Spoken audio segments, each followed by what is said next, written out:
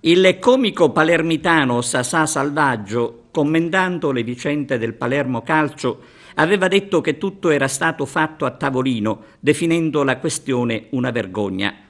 La società, tramite Salvatore Tuttolomondo, adesso parla di complotto contro il Palermo.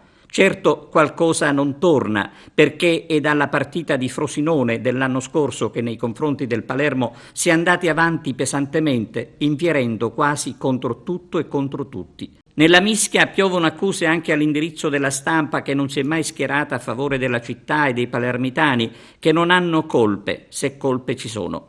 Anche l'attesa della decisione degli organi sportivi è stata vista come qualcosa che era già scontata, e nemmeno una parola che potesse auspicare il contrario, che potesse sostenere, insomma, in un certo modo la causa dei palermitani che amano il calcio. Lo stadio Barbera ha rappresentato un tempio dello sport, con un tifo che mette i brividi. Chiudere le porte al calcio che conta è semplicemente pura follia.